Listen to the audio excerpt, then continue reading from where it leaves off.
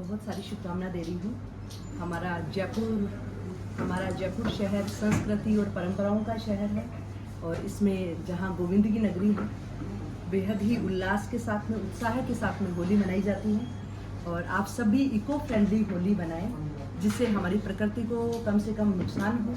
फूलों की होली गोमय गुलाल के साथ में मनाइए आप। इसके साथ में जब होलिका दहन हो तो ये सुनिश्चित हमें करना होगा कि वृक्षों को कम से कम हम पेड़ों को कम से कम काटें, उनको लकड़ियों का प्रयोग नहीं करके हम गोकास्ट का प्रयोग करें। और जहाँ भी गोकास्ट की आवश्यकता हो वहाँ एक फ़ोन हमें ज़रूर से कर लीजिए, तो हम समय से वहाँ अगर फ़ोन आ जाएगा तो हम गोकास्ट भी उपलब्ध करवा देंगे, जिससे हमारी गोमाता का भी संवर्धन होगा और पर्यावरण का भी साथ होगा, पर्यावरण की भी रक्षा हम कर पाएंगे। इसी के साथ में आज आप सभी को आमंत्रित किया है शक्ति वंदन कार्यक्रम के तहत। मेरे साथ में मेरी सहयोगी और हमारे नगर निगम ग्रेटर की चेयरमैन, महिला बाल विकास कमेटी की चेयरमैन मीनाक्षी शर्मा जी हैं। और हम महिलाओं के लिए कार्यक्रम लगातार, ये दूसरा साल है कि महिलाओं के लिए ये कार्यक्रम हो रहा है, जिसमें महिलाओं के उत्थान के लिए, महिलाओं की समाज के अंदर बराबर भागीदारी के लिए ये कार्यक्रम हो रहा है।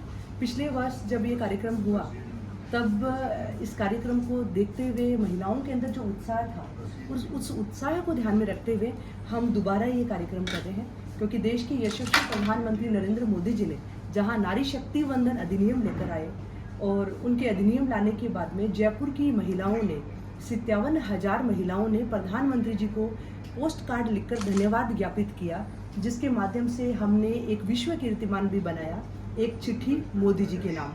और उसमें 57,000 महिलाओं ने पोस्ट कार्ड लिखे, धन्यवाद ज्ञापित किया। हर योजना के केंद्र बिंदु में महिला को रखा, महिलाओं को आगे से आगे अवसर प्रदान हो रहे हैं, महिलाओं का नेतृत्व है, आगे बढ़ रहा है। इसके लिए यशस्वी प्रधानमंत्री जी को धन्यवाद। और इसके साथ ही हमारा शक्ति वंदन भारत के स्व का अभिनंदन।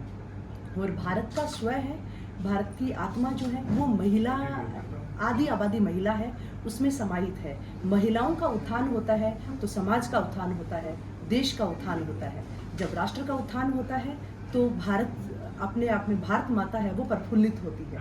इसी के लिए हम ये कार्यक्रम कर रहे हैं। इस कार्यक्रम में पिछले वर्ष की भांति 300 महिलाओं को, स्वयं सहायता समूह की 300 महिलाएं, संघर्ष से जीवन यापन करने वाली उन महिलाओं को जिन्होंने अपना खुद का प्रोडक्ट बनाया, जिनके हाथों में हुनर है, उनके पास में कला है, उसको कला को आगे बढ़ाने के लिए हम निःशुल्क 300 स्टॉल उनको उपलब्ध करवाएंगे।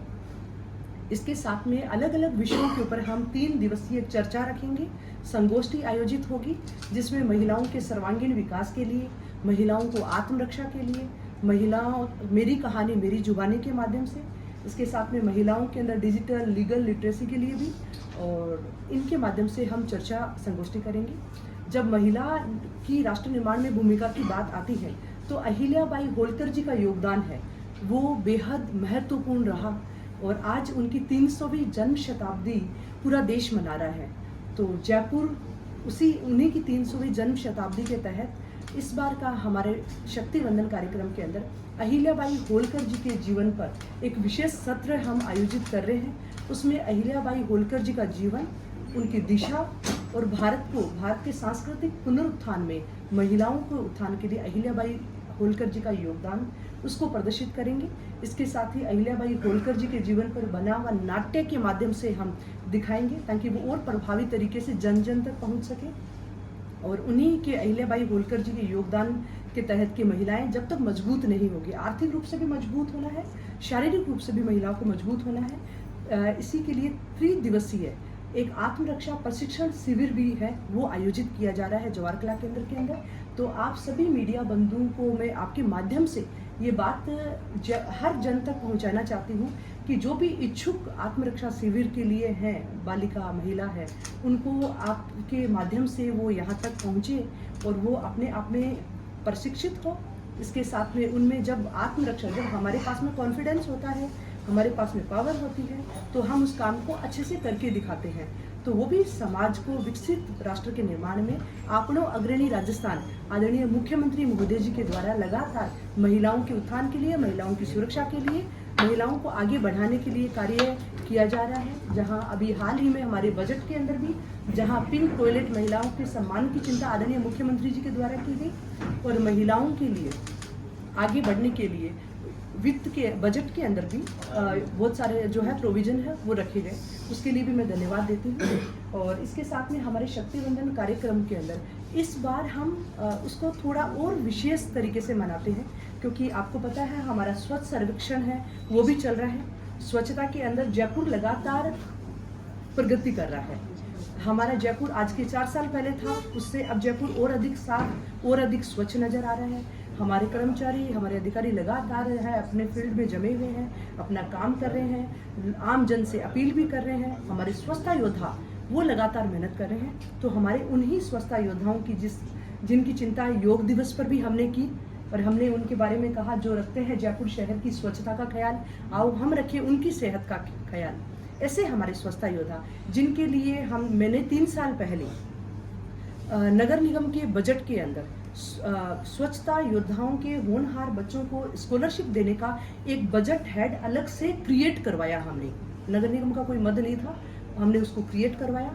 हमने स्वच्छता योद्धा के होनहार बच्चों को हमने स्कॉलरशिप भी दी ताकि हमारे स्वच्छता योद्धा समाज की मुख्य धुरी में जुड़कर जो वो चाहते हैं, जीवन के उनके जो सपने हैं वो पूरे कर सके। ऐसा प्रयास महापौर होने के नाते मेरा भी रहता है कि हमारे स्वच्छता योद्धाओं की चिंता करना।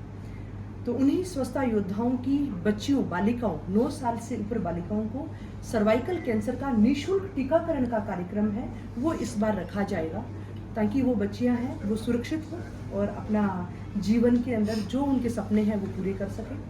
और इसमें नगर निगम का कोई ऐसा मद नहीं है जिनके तहत हम निःशुल्क टीकाकरण कर सकें, तो हम इसको निःशुल्क टीकाकरण को हमारे श्रम के माध्यम से ही हम कर रहे हैं इसको।